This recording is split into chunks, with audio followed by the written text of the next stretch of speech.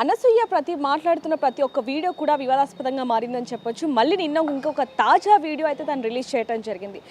నా మీద బ్రతుకుతున్న వాళ్ళందరూ కూడా పరానా జీవులు అంటూ కూడా కొన్ని వ్యాఖ్యలు మాట్లాడటంతో ప్రజలు కూడా మండిపడుతున్న పరిస్థితి కనిపిస్తుందని చెప్పొచ్చు. ఇప్పుడు మనతో పాటు మాట్లాడడానికి కొంతమంది పబ్లిక్ ఉన్నారు.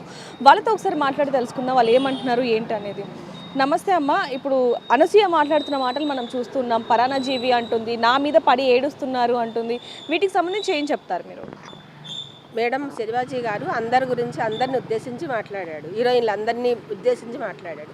కానీ తను మాత్రమే ఎందుకు స్పందించింది? అసలు హీరోయిన్స్ అందరూ ఎవరు ఒక్కరు కూడా స్పందించలేదే, తను మాత్రం ఎందుకు స్పందించిందంటే ఎవ్రీ టైం అలాగే ఉంటుంది తను, అందుకని అలా స్పందించింది. ఎవరు స్పందించిన నొప్పి, ఎవరికి లేని నొప్పి తనకే ఎందుకు వచ్చింది? తన బిహేవియర్ అలాంటిది కాబట్టి దానికి నొప్పి తగిలింది. ఇప్పుడు అందరి మీద పడి ఏడుస్తుంది. తను కాదు, ఆవిడే అందరి మీద పడి ఏడుస్తుంది.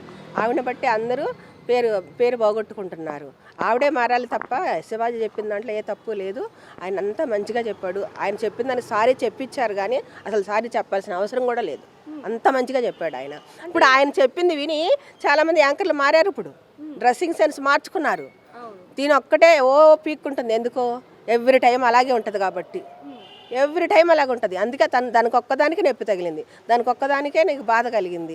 ఎంతోమంది హీరోయిన్లు అలా చేసిన ఆ టైం వరకే ఉంచుకుంటారు, తర్వాత మామూలుగా ఉంటారు. ఈవిడ మాత్రం ఎవ్రీ టైం అలా ఉండబట్టి అంత నొప్పి తగిలింది, అంత బాధ తగిలింది దానికి. అందుకే తను చాలా మారాలండి.